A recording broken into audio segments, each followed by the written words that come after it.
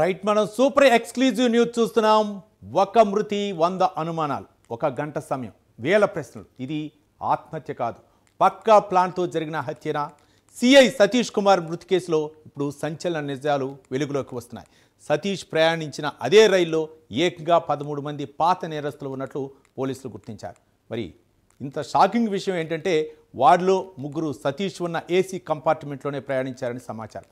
ఇది కేవలం యాదృచ్ఛికమా లేక పరకామణి కేసు దొంగలు పక్కా ప్లాన్తో ప్రొఫెషనల్ కిల్లర్స్ను రంగంలోకి దింపారా అనే అనుమానాలు బలపడుతున్నాయి. సతీష్ లగేజీ ఆయన సీటు దగ్గర కాకుండా వేరే చోట దొరకటం ఘర్షణ జరిగిందనటానికి బలమైన ఆధారంగా నిలుస్తుందనే అనుమానము వ్యక్తమవుతోంది. 15 ప్రత్యేక బృందాలు రంగంలోకి దిగినా ఇంతవరకు ఒక్క సరైన ఆధారం కూడా లభించలేదంటే ఈ కుట్ర వెనక ఎంత పెద్ద తలకాయలు ఉన్నాయో అర్థం చేసుకోవచ్చు. ఆ గంట మిస్టరీ వీడితేనే ఈ కేసు చిక్కుముడి వీడుతుంది. రైట్, ఇదే అంశానికి సంబంధించి మరింత సమాచారం మా ప్రతినిధి రవివర్మ మరిన్ని వివరాలు అందించడానికి సిద్ధంగా ఉన్నారు. రవివర్మ, చెప్పండి, ఏంటి సతీష్ మృతిపై ఎలాంటి అనుమానాలు ఉన్నాయి? అదే ట్రైన్లో కొంతమంది పాత నేరస్తులు కూడా అదే ట్రైన్లో ప్రయాణించినట్లు తెలుస్తుంది. ఏంటి మీ దగ్గర ఉన్నటువంటి తాజా అప్డేట్స్ ఏంటి రవివర్మ? ఎస్ రవి, సంచలనం రేకెత్తినటువంటి పరకామణి కేసు దర్యాప్తు జరుగుతున్న క్రమంలోనే అనూహ్యంగా సతీష్ మృతి చెందినటువంటి ఘటన తీవ్ర పరిణామాలకు చోటు చేసుకుంటోంది. ముఖ్యంగా అంటే గొంతకల్ రైల్వే స్టేషన్లో ట్రైన్ ఎక్కినటువంటి రాత్రి 1 గంటకి ట్రైన్ ఎక్కినటువంటి సిఐ సతీష్ కుమారు కోమలి అనే ప్రాంతంలోకి రాగానే మృతదేహంగా పడి ఉండటాన్ని సర్వత్రా చర్చయాంశంగా మారింది. పలు అనుమానాలకు తావిస్తూ ఉంది. ముఖ్యంగా ఇలాంటి ఘటన నేపథ్యంలోనే పోలీసులు సైతం, రైల్వే పోలీసులు సైతం ఒక్కసారిగా నివ్వెరపోయారు. ఏంటి ఇంత ఘోరంగా ఇన్సిడెంట్ జరిగిందనే భావంతోనే వారి దర్యాప్తు వేగవంతం చేస్తూ వస్తున్నారు. ఈ క్రమంలోనే అదే రోజు సతీష్తో పాటు దాదాపు అదే పేరు గలలో ముగ్గురు ప్రయాణించినట్టు కూడా, అంటే రాయలసీమ ఎక్స్ప్రెస్లో A1 బోగిలో ముగ్గురు సతీష్లు కూడా ప్రయాణించినట్లుగా యాదృచ్ఛికమా లేదంటే పక్కా ప్లాన్ ప్రకారం చేశారా అనే దాని కోణంలో కూడా దర్యాప్తు అయితే కొనసాగుతూ వస్తుంది. అలాగే అదే ఇన్సిడెంట్ జరిగిన రోజే దాదాపు 13 మంది పాత నేరస్తులు కూడా ఉన్నట్టు కూడా అధికారులు అయితే గుర్తించినట్టు సమాచారం. ఆ మేరకు దర్యాప్తు అయితే కొనసాగుతూ వస్తుంది.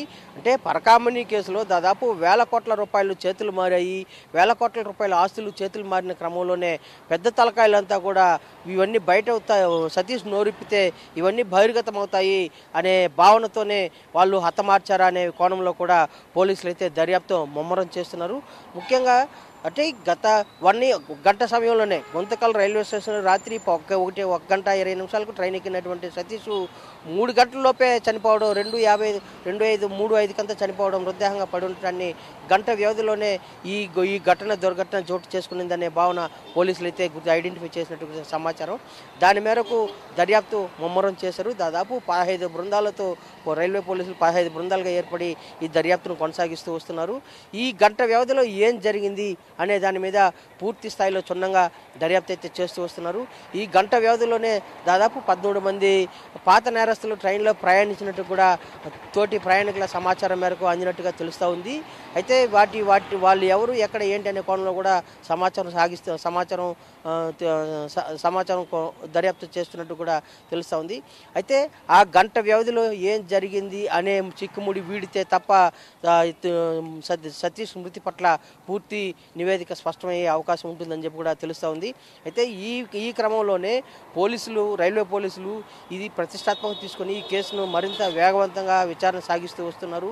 ఈ విచారణ వేగవంతం చేస్తున్న క్రమంలోనే ఇలాంటి ఆ రోజు ట్రైన్లో ఎవరెవరు ప్రయాణించారు, ఎంతమంది ప్రయాణికులు వెళ్ళారు, ఎవరు ఏ పేరు గల్లలో ఉన్నారు, ఏంటి అనేది పరిగణలోకి తీసుకుని విచారిస్తున్న క్రమంలోనే ముగ్గురు సతీష్ అనే పేరు గల్లలతో ముగ్గురు ఉండడం, అలాగే 13 మంది నేరస్తులు కూడా ఉన్నట్టు కూడా పోలీసులు గుర్తించినట్టుగా సమాచారం వచ్చింది. ఆ మేరకు ఆ సమాచారాన్ని అయితే క్రోడీకరించి వాళ్ళ దర్యాప్తును అయితే వేగవంతం చేస్తున్నారు.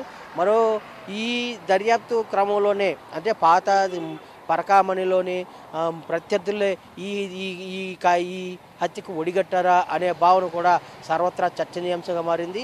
ఆ కోణంలో కూడా పోలీసులు అయితే విచారణ సాగిస్తున్నట్టుగా సమాచారం. ఈ మరింత లోతుగా దర్యాప్తు సాగిస్తున్న క్రమంలోనే మరిన్ని అనూహ్యమైన పరిణామాలు వెలుగులోకి వస్తాయని చెప్పేసి భావన కూడా వ్యక్తం చేస్తున్నారు Ravi. Right, thank you Ravi Varma.